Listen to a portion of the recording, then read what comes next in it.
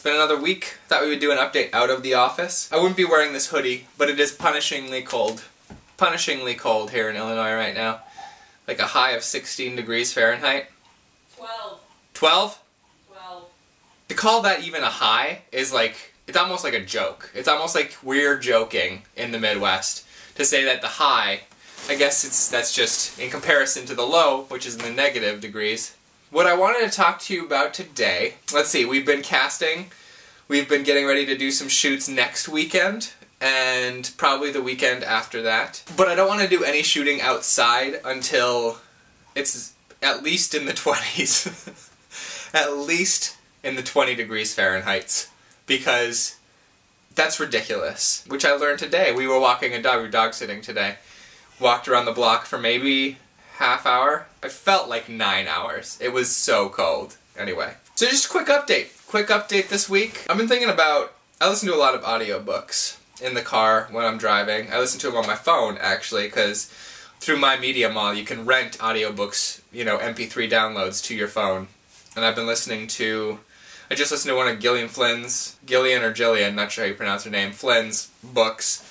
While I was reading it too, I like to have the book, so when I'm traveling I can listen to it, and then when I'm, you know, at home I can read it. But I just listened to Sharp Objects, and that was great. Right now I'm listening to a law book by Scott Turow, and as I listen to these audiobooks it becomes clearer and clearer how stuck we are in envisioning gender roles a certain way. I'm not gonna go off on like a gender roles tangent because you can go anywhere else on the internet for that, but it's like when the guys, because, you know, oftentimes when a book is being narrated by somebody, it's usually a guy or a girl, and they read both parts, and they change their voice for the different parts that they're reading. And this has become very apparent in the way that people are reading certain books. I just listened to Eleanor and Park. I could only listen to it for so long, though, and then I had to finish it just reading it, because the guy could not read Eleanor during the Park chapters. He made her sound too petitely feminine. When she was, like, too cutesy. Exactly. That's what I'm trying to say.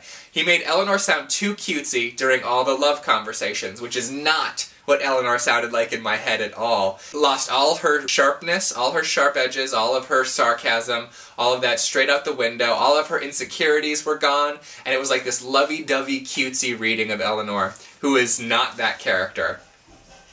Even during loving conversations, a high school Eleanor would not sound that way.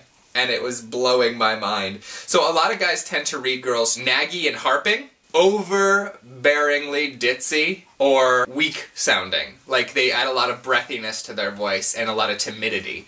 And it's just awful. And then girls, when they're reading the guy parts, add a lot of gruffness. Their intonations sound like they're scolding everybody all the time.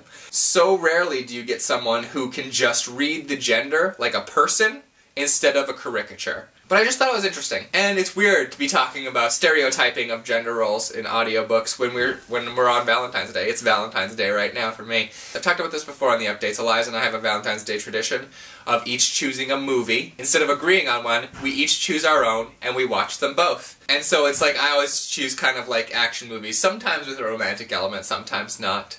Tonight, mine is The Crow. We'll see what Eliza chooses, but I'm wondering if you have any Valentine's traditions, or if you have anti-Valentine's traditions, or if you ignore Valentine's Day completely, or if, as a lot of the community has gone to because of Leslie Knope on Parks and Rec, if you do a Galentine's Day, ovaries before broveries. Do you even give the holiday any thought at all? Eliza and I have created our own tradition, so what about you? What do you do for Valentine's Day, if you celebrate it, or if you anti-celebrate it, or if you just ignore it completely?